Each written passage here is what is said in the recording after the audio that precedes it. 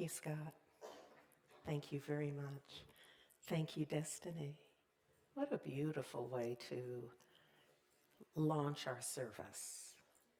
We've celebrated the month of December and those who were born this month, and happy birthday to you all. And then to go into the silence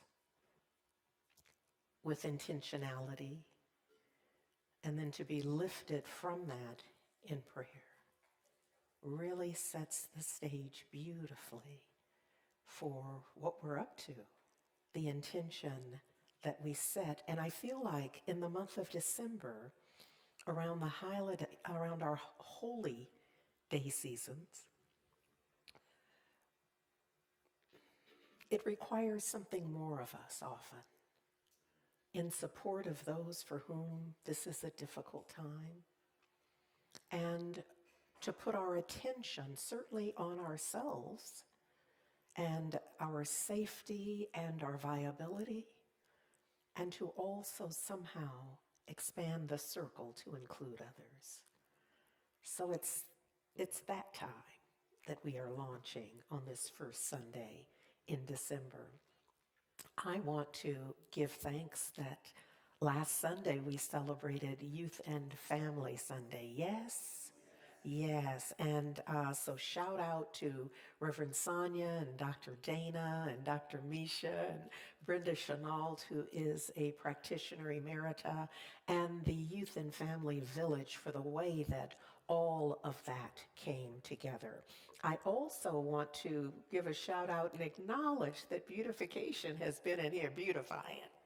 Yes? Yes.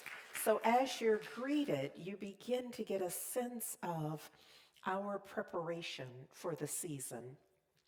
And I want to talk to you a bit, well, now about the season. Um, Next Sunday after next, on December 21st, which is also winter solstice. And you know that winter solstice marks the longest day of the year, the darkest night as well. And it can come to symbolize for many people what they are experiencing. There is a phrase called blue holidays. And it's so named because it reminds us that for everyone, this December holy day holiday season is not joyous for everyone. And for even those for whom there is joy, it's not that the season is just a joy filled season, as if people aren't living the fullness of their lives. That life includes the full spectrum of the up, the down, the around, and through of our emotions. Yes? Thank you for the couple of people who responded. Yes? Yes. So, Sunday after next, on December 21st, we are inviting you to a different experience. I will be here and I will be facilitating, ideally with our practitioners in support, a ritual of honoring the truth of our experience. Creating this, acknowledging heart and soul, this space right here is safe space. That it's okay to bring the pain and the difficulty. There's nothing about what we're up to that is about the pretense. There's no expectation that when you cross the threshold, you put on a new face of pretense. You come as you are. And if who you are in a given moment is in pain and grief, in a difficult situation, circumstance, you bring that. And we are responsible for offering you something that might support you in transmuting that in some way that makes it easier. So it doesn't matter whether it is a current or past health challenge, a relationship, financial, it's the full circle graph of our human experience. Bring you. and tell the truth, because it's only in telling the truth and in honoring our feelings that we really have an opportunity to let them go. So the idea here is that this is the time of year that seasonally we reach our darkest point. And many of us mirror that in our emotional experience. The way we intersect, the way we enter this period in time, this season, is often our darkest point. And so this year we gather to affirm that darkness does not cancel light, that we can move in it to reveal the light. And that will be our work on Sunday the 21st. So whether you're facing health concerns or financial challenges, loneliness or uncertainty, this service will meet you right where you are. Whole, complete, and perfect. So together we'll honor our ancestors' faith and affirm our power to endure, to heal, and to rise. Is that of interest to you? Yes. And no doubt, here's the thing, no doubt there are others in your life, in your circle, who you know can benefit from being in a place and have in a safe space and having that experience. So I encourage you to invite them, because through prayer, affirmation, ritual, and remembrance, we'll recall our ancestral resilience and speak life into present challenges. This service is for restoration, renewal, and spiritual courage. You know, I've been talking about our intention to declare 2026 as all it can possibly be for each of us. Each of us will have a different goal, a different objective, a different vision for how 2026 will differ from 2025, from 2024, and on back. That there's a newness that awaits us. My offering is that you'll want to meet it anew. You know, it's that parable of putting new wine in old wineskins. And so 2026 is offering us new wine.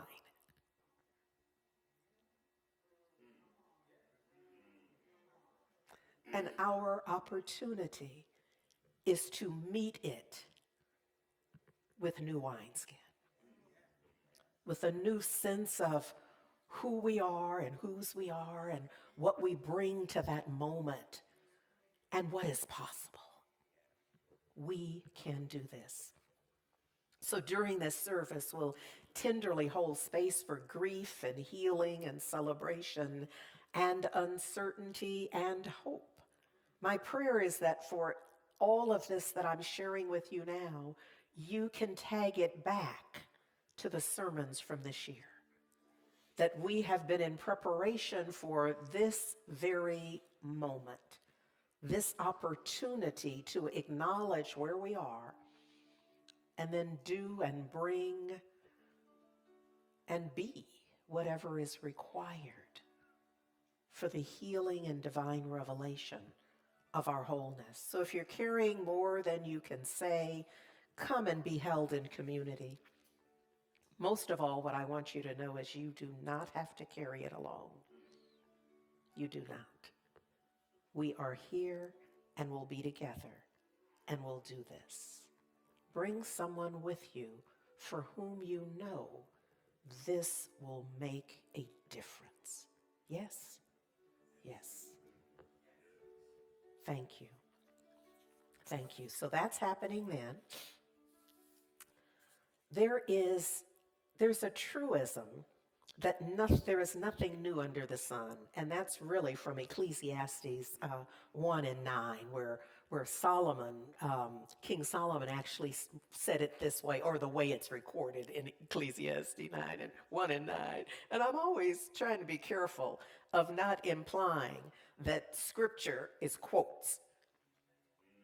You know, that just because we have attributed it to a particular individual or group of individuals sometimes when we really study scripture in that way.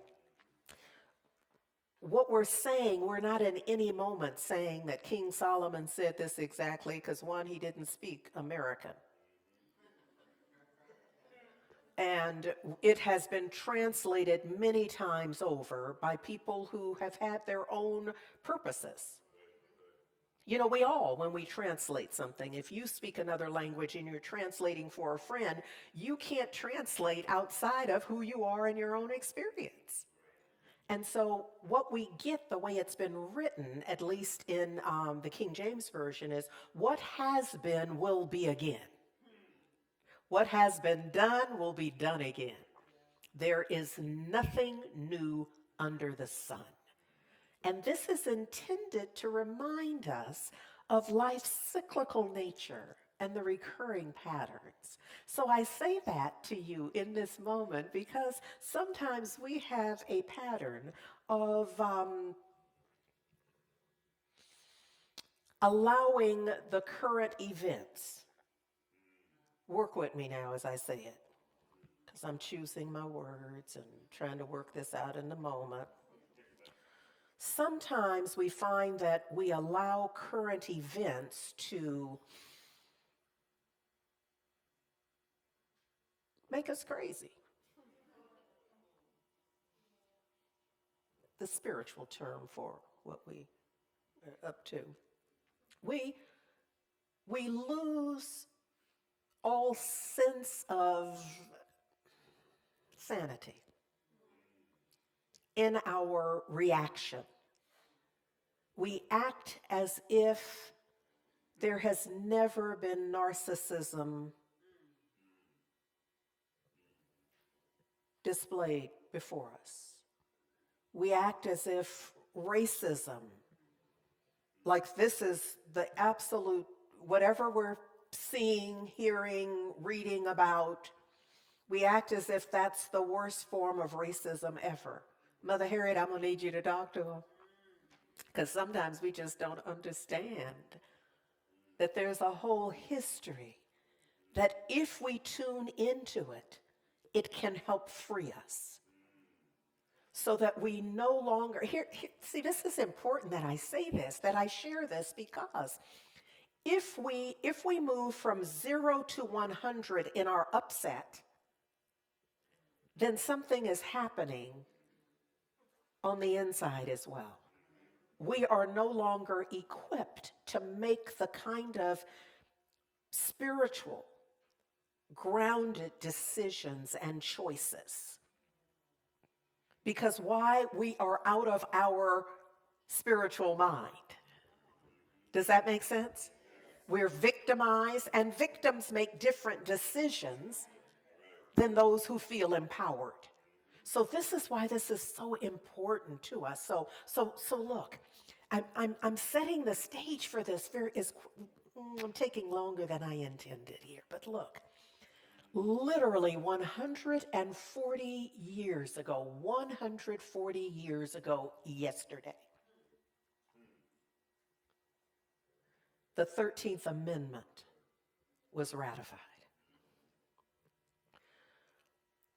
And so the way that's written for the Constitution, that amendment would say that no more slavery, freedom. But I want you to know there is nothing that can be written that can make somebody free. Now that's an important part of the process to note it, to make a note of it, to record it, to solidify it legally. That's important. Contract, constitution, amendments, laws, but principle trumps it all. And there is a principle of freedom that is there for each and every one of us. And our freedom is not based on, well, we have evidence of that. We absolutely know that the fact that that was written did not make Black folks in these Americas free. In total, do you see what I'm saying? So it did something, and there were those for whom it made a huge difference. And it changed their circumstances, and there were many for whom it did not. So writing it, we want to be clear, is not all that is required. And for even those for whom it might have made a difference had they known, come on, Mother Harriet, there were some who didn't wait for it to be written because it was already written on their hearts. I'm trying to say something. I'm trying to help us know that we have way more power that comes out of our choices and our awareness that we are empowered to make choices. Before and after it is written, if it's ever written. Don't. Okay. All right. Yes. Thank you. Thank you, Krista. Thank you. What I want to leave you with about this is that having that inked, having that amendment added to the Constitution was really the manifestation of the dreams of our ancestors, the prayers, the songs, the work. They weren't just praying and singing. The abolitionist work, the revolutionary work that was being done to support getting there. Does this make sense? Because this is the backdrop of, this is what I'm standing on right now. This is how we can be here. This is how we are here. The principle of freedom has always lived where? In the faith of our ancestors. Now, some may think that we don't have the same ancestors. Do not be fooled. Do not be fooled. You don't even have to do your little 20, whatever that is, or the ancestry. You don't have to even do that. You can look at us and know that we's all mixed up with each other. And that beyond the genetic markers, we got to know oneness. The oneness is not based on the genetic markers. The oneness is based on our intention to be together. To be together. Can I say this? I meant to say this earlier, but as I'm speaking of oneness, there are 3 centers for spiritual living here in Oakland, very close to each other. So there's Heart and Soul, where you sit today or where you're tuned in right now. There's East Bay Church of Religious Science. There's also Oakland Center for Spiritual Living. And the 3 senior ministers, we're all friends. And we love each other, and we have committed to supporting each other, because this is an interesting walk. I can't talk to y'all about all this walk includes. So I need some folks in my life who understand it, that I don't have to start at A and go to Z. I can start at F and G and M and have them go, girl, yeah. So part of, we have a sense that there is an energetic that manifests as we're better together. We know that as ministers, as sister pastors, as sister ministers, we are better together. When we gather together, we get some stuff going. So this New Year's Eve thing that's happening is a joint event. This is us invoking oneness and being better together. And so as we talked about it, we realized that for the most part, there were conversations independently about what would happen on New Year's Eve. And we were like, but wait, what if? I mean, just for drill, what if we put it all together? So we're going to just see what we can do, how we can do it together as a New Year's Eve gathering. That's early, so it's not a New Year's Eve midnight. I think it starts at 5:30. I think it's 5:30 to 8:30 or to 8, somewhere in there. So there's that. Okay. All right. Let me just. Okay. So look, when we look at that historical context that I've set, so that just 140 years ago, as of yesterday, on Wednesday, and I'm encouraging, strongly encouraging y'all to participate on Wednesday nights with Imagining Justice, because what they are doing always, and a specific focus on this Wednesday, is around applying universal principles to achieve justice.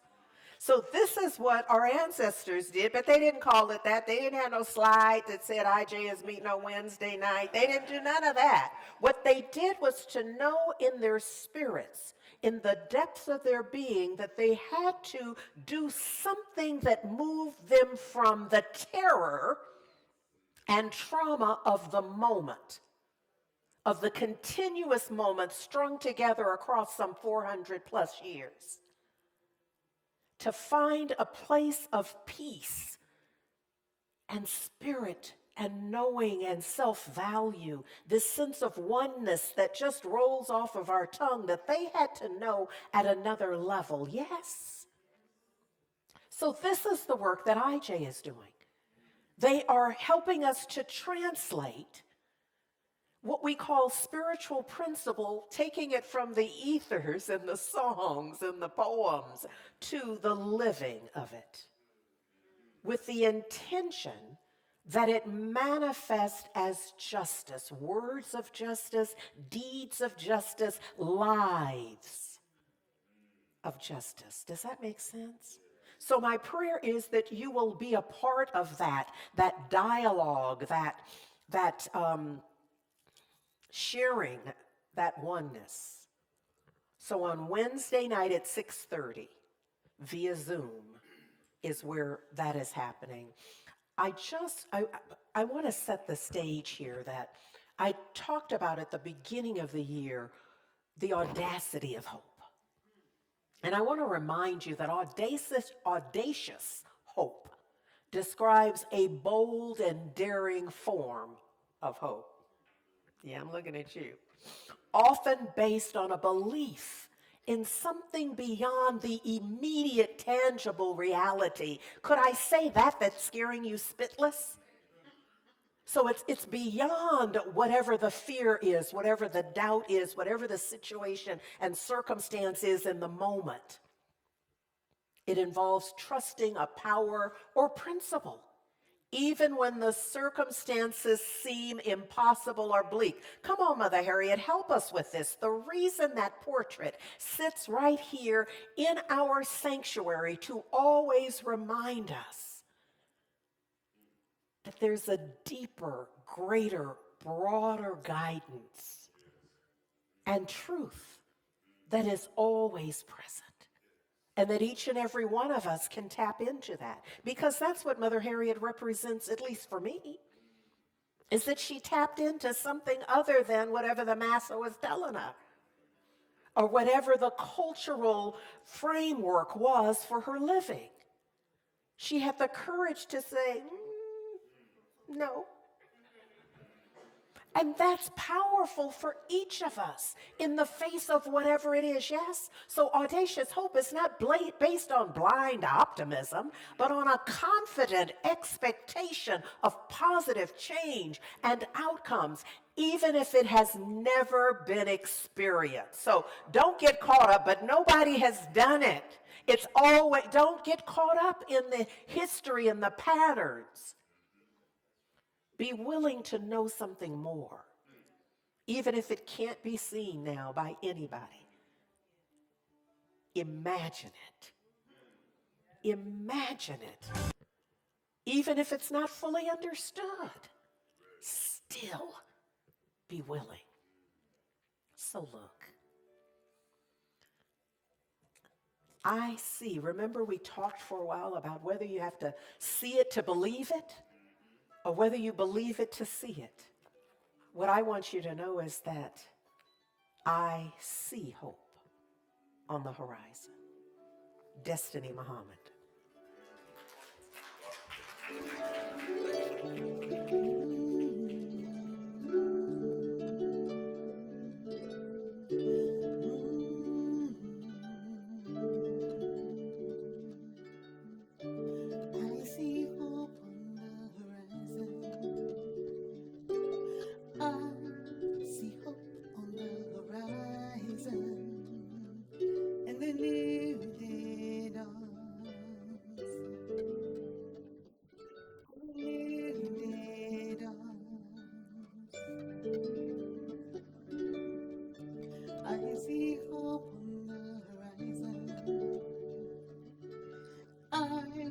see hope on the horizon, and the new day dawns, and the new day dawns. I see hope on the horizon. I see hope on the horizon, and the new day dawns, and the new day dawns. I see hope on the horizon. I see hope on the horizon, and the new day dawns, and the new day dawns. I see hope, oh I do. I see hope, for there is a new day, and the new day dawns. I see hope, oh I do. I see hope, and the new day dawns, and the new day dawns, new day dawns. I see hope on the horizon.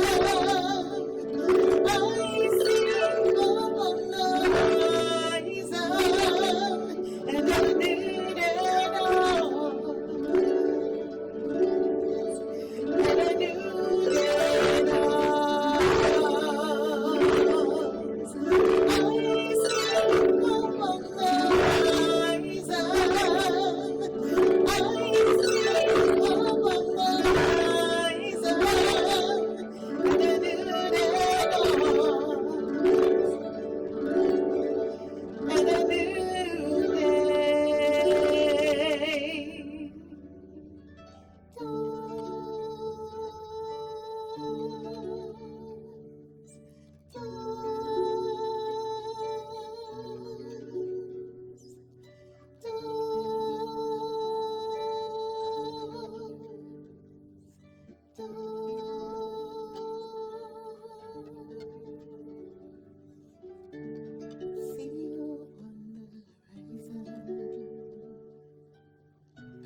See hope on the horizon,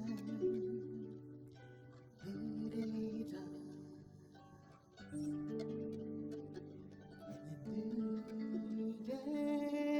day dawns.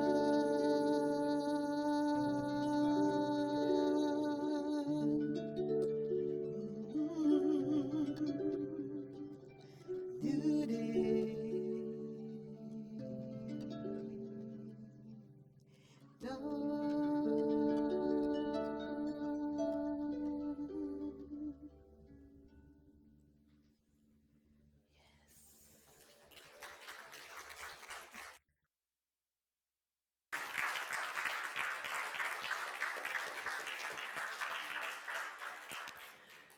That's Destiny Muhammad. Our harpist from the hood. I see hope on the horizon. And look at the order of this. I see hope on the horizon, and a new day dawns. So I know some of us are waiting for the new day to dawn prior to us seeing hope on the horizon. And I'm going to say, just for drill, try it. Try to flip that. See if you can't see hope. Imagine it. Imagine hope. What would it take for you to imagine another outcome? I know we have badassery in the most spiritual way around how we link things, Our challenge is sometimes we're not as tuned in to the degree to which it benefits us. You know, for all of our machinations around what we're imagining, most of us are way too well versed, way too expert at imagining situations, circumstances that we do not want. And often we imagine what scares us spitless. And then we live in that as if it's real because it is real for us. So you already have mastery in what I'm inviting you to do. I'm inviting you to simply shift the application. See what you really hope for. But first of all, get clear about your hope. Get clear that you're not hoping for some lesser manifestation. Go ahead and boldly begin to transform your thinking, your being, so that you can authentically hope freedom. I don't know about y'all, but Mother Harriet is forever speaking to me in my thoughts. When I start, I go, come on, Mother Harriet, you're going to have to help me with this, because if left to me right now, I'm going to believe less. I'm going to believe it's not possible. I'm going to believe my fear and my doubt over the infinite possibility in which I know I live and move and have my very being. I'm not saying that any of us can do it on our own. She didn't do it on her own. Do y'all not know anything about the Underground Railroad? Do you not understand that we're all in this together? That's why we've spent time. There's a whole little chapter in my book around allies and advocates and co-conspirators. It's because none of us can do this by ourselves. None of us. This is why I think we come together in spiritual community. Because we know we watch someone else get it and then we go, oh, I think I can do that. Now I see somebody. Humans and primates tend to learn by watching others. Now I know y'all learn on YouTube and Google and all of the possibilities, but you know, when you're in YouTube, you're watching somebody do it. You're like, oh, it's that button. Oh, that's where the switch is. And so you're learning, but don't just learn on YouTube. Learn from the spiritual masters as well. Learn to use your imagination for manifesting and demonstrating your heart's desire. And begin to look for those folks who have modeled that. That's how Mother Harriet came to be. She's just like first divine. She's not the only one. But for me, she's the one. She's not the only one. And if this doesn't work for you, get you one or more. But make sure you have a model. You know, I'm not going to call it mentor, because mentor requires a level of interaction. We throw the word around like you just see somebody and they can mentor you. That ain't what mentoring is. But you certainly can have models that don't know you. And you may not know them well. And I'm not saying that we're modeling off the entirety of anybody's life. But there's a piece, there's something they're up to. And you're like, wait, I see you. I see you being up to that. I see you with your mastery on forgiveness. Now, you don't know the whole of their living in their life. But you see them doing the forgiveness thing that you have been wanting to do. And it inspires you in a way that you sense that, you know, maybe I can too. Maybe I can accomplish that or this or the other. Is this making sense? Okay, so this notion of hope. If we engage it, there's a certain technology that hope is. So hope in the face of adversity. Individuals facing seemingly insurmountable challenges might hold audacious hope for a positive outcome. Can y'all get the sense of audacious? You know, it's not your garden variety hope where you just say, well, I hope she comes. I hope they call. I hope it goes through. This is where you really are stretching. This is for the transformation of your living, of your life, yes? And it's the audaciousness to even hold such a thought. And I'm going to invite you to begin practicing holding your own counsel. You don't have to tell everybody what you're hoping for. It's not a Santa kind of thing, where you just lay out your little list of everything you want. This ain't that. This is where you write it on your heart, where you secret it in your spirit, in your soul. It's like you planting a seed in fertile ground. And you have the audaciousness to expect it to flourish. Go on with your bold self. Go on with that, because I know if you start telling people and talking about it, they're going to start talking to you about the temperature and the climate and your worthiness even. But why it's not going to happen, well, the likelihood. Have you ever seen it before? Do not talk about it, because you don't have the energy to invest in the response. And when we go, we're hoping for the girl, yes. Brother, yes, I know, up here, hi. I don't even have to tell you. Every time you've gone, they have not met you up high. So you're going to have to go up high on your own this time. And we have each other. But this is one that you're going to secret. If it works its way up, hold it on the back of your tongue. Don't let it go out on the vocal cords. You understand what I'm saying? Write it in your journal. But hold it so that all of the energy around it, the positive direction around it, can be used towards fertilizing it and infusing it with whatever it needs, because it needs your courage. It needs your focused attention for sure. Come on, George Washington Carver, you're going to have to do the master class for heart and soul, to let them know how to plant it. And what did he say? He said, anything I love, anything you love enough will reveal its secrets. So you're going to have to spend some time with it. Love it enough. Engage in your vision sufficiently so that it reveals itself, so that it comes out from undercover. Y'all don't even know. Come on. I'm going to ask you to trust and believe. And then you'll be able to tick off your own experience, and it require less and less trust and believing, because you'll be moving towards knowing for yourself. What do they say? Taste and see. Taste and see. We can't pour out a blessing.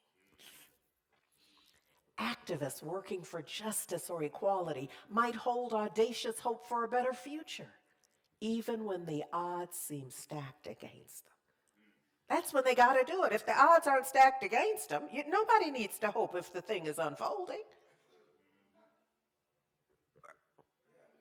They approve your credit, you already purchased it, what you hoping? They go what?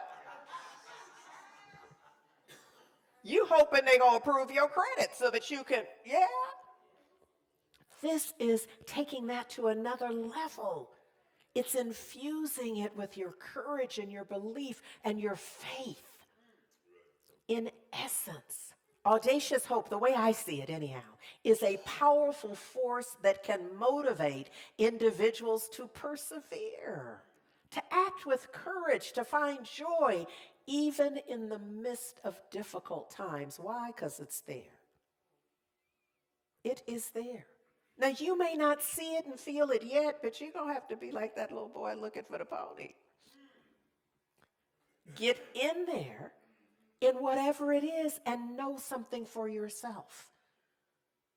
This, if anything, is a call inward, to come in out from the world of sight and effect and into cause, into your innate knowing. Yes? Yes, wow. Wow. So, we've been through it. We've been talking about believe it to see it to believe it, imagine it and feel it. We've been going through it. And where we landed is on the certainty of our ancestors. The reminder that this is not the rough side of the mountain. That we are in somewhat, if the ancestors, Mother Harriet, if you walked in right now, you'd be like, can you imagine that I would be able to share some complaint I have with her? I mean, the example I was going to offer just went. You, Mother Harriet, I am so grateful. That would be, I would, because everything that would come up, I would have to edit. Be like, what? In the face of Mother, I would share with her what? That my parking space, what? What'd I tell her? What would I tell her? Other than I am so grateful. I am so grateful. So look, I had this notion this morning to give you some notes from a believer. And here are my notes from my heart that faith existed before folks in power thought they could legalize it. Yes, faith existed before folks thought they could legalize freedom. Because there were folks who always knew that they were free. And we must be among them. That we're not waiting for an election. That we're not waiting for legislation. That we're not waiting. That we're claiming our truth. That our ancestors are not behind us. If it's a Sankofa moment, it includes the egg in the mouth, the fertile opportunity in the right now. It's the feet facing forward. Even as I look back, they are within us right now.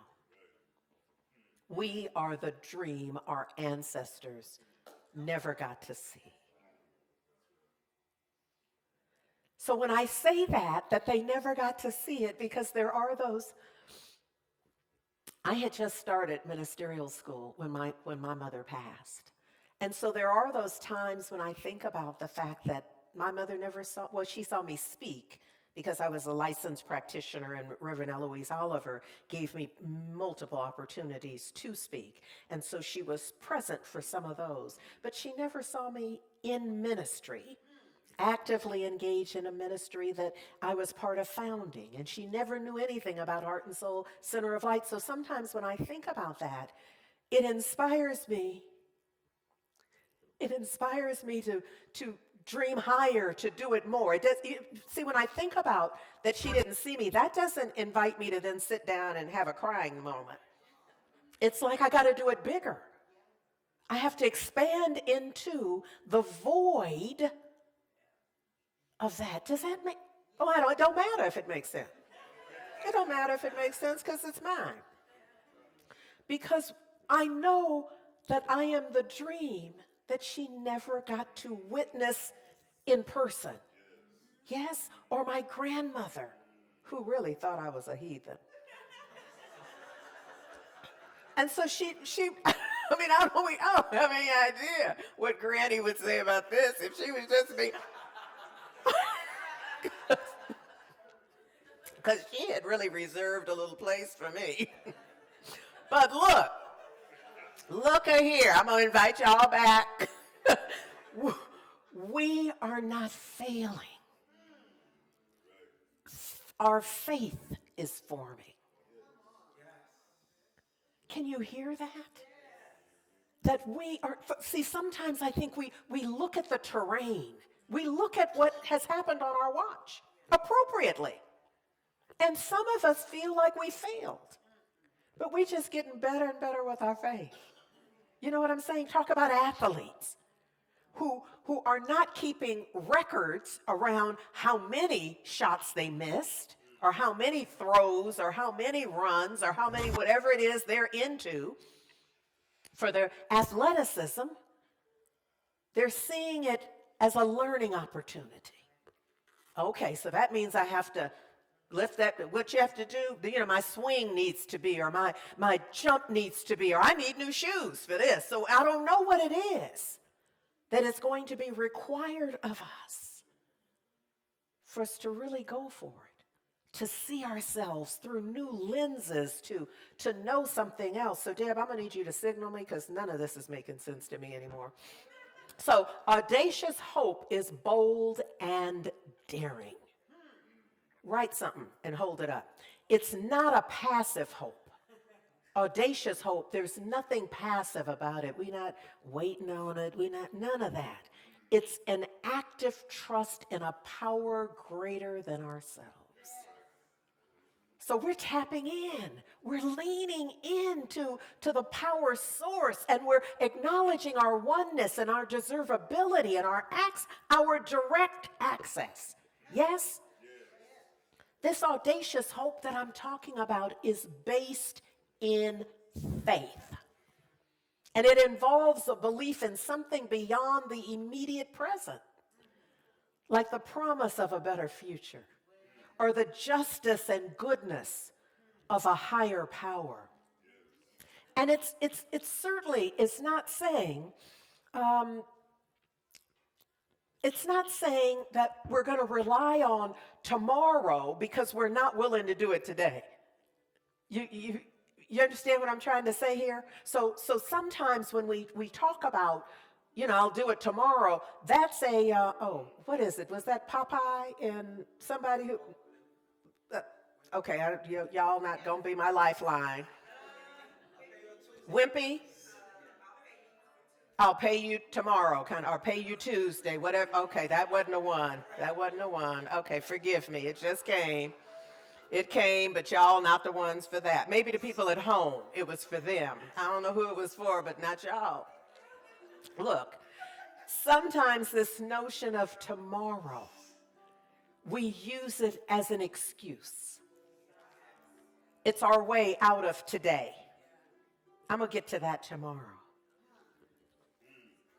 But tomorrow can be converted into our audacious hope.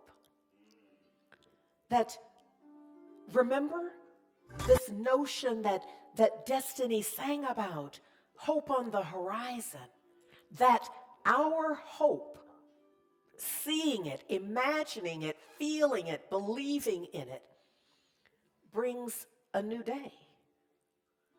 That new day is our tomorrow. Tomorrow, in this instance, translates to another opportunity. It's regardless of how well I did today, there's tomorrow where I can learn from whatever I planted today.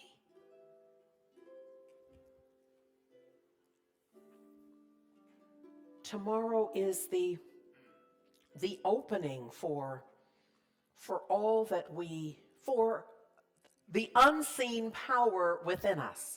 If you put that up for me, please, that how we know that our emotions and our feelings and our thoughts and our attitudes and our beliefs and our perceptions and our imaginings and our reactions and our responses all form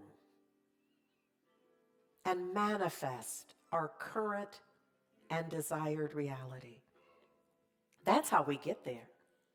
Whatever is in our life was imagined and felt and thought and believed in. It was perceived into our being. God, I hope that makes sense. And if not, that just means you need to take a class.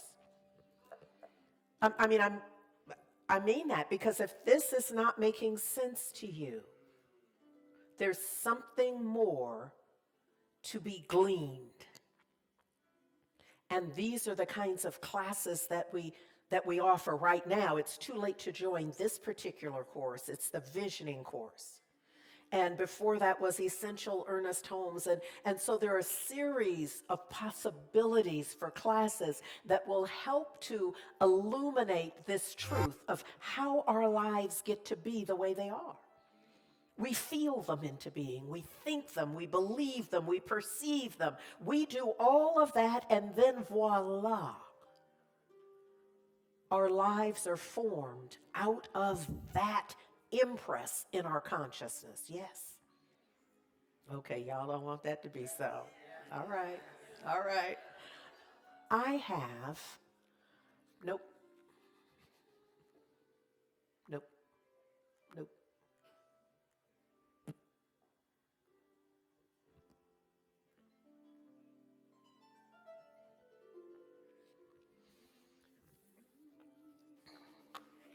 I'm closing with this. The truth is, from where I stand, the truth is that we progress on prayers we didn't pray.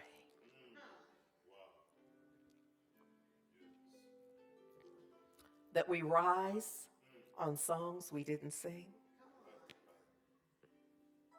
That we stretch into dreams we didn't dare. We advance on victories we didn't fight for. And yes, right now we're standing on promises made before we were ever born.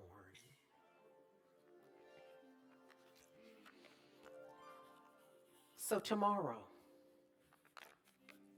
while it's not certain for everyone, anyone who awakens tomorrow can claim an intention from today that it bring out a better you, a better me, that will show together in this oneness, that will show the world that there's more that we can be, and that we'll never give up on our hopes and our dreams. But you got to get up, get out, and get into it. Destiny Muhammad. Tomorrow will bring a better you, a better me. We'll show the world we've got more we can be. We will never give up on our hopes and our dreams.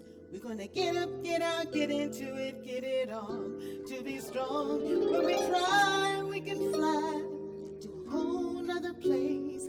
All we need is belief and a smile on our face. We can go anywhere we want, any road we're determined to take. And we'll never, ever, ever give up on tomorrow today. Tomorrow's a light in a place where there's none. Then we now must give faith in each of us. You know we're all in this world, and we all can get along. We gotta get up, get out, get over it, get it on. To be strong, when we try, we can fly to a place in the sun. All we need is precious dreams and a friend we can trust. We can go anywhere we want, any road we're determined to take, and we're never, ever, ever too far from tomorrow. Everybody say tomorrow is just for us to share, with a message of love going everywhere. There's a power of love. Tomorrow has a message of love that will last. We're never far away, no, never. One thing I can always be sure of, far away, never. Promise of today.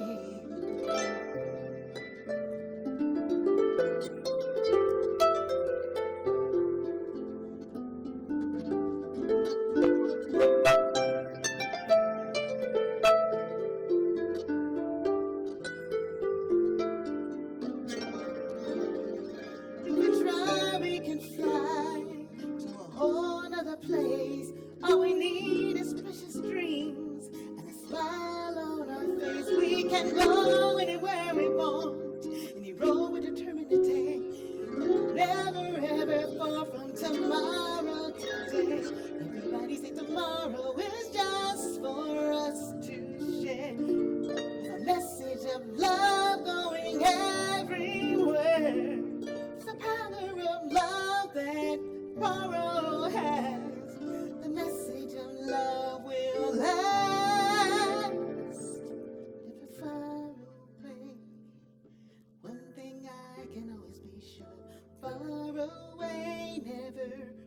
promise of today. We're never far away. One thing I can always be sure, never far away. There's a promise of today, never far away. One thing I can always be sure, never far away. There's a promise of today, never far away. One thing I can always be sure, never far away. There's a promise of today.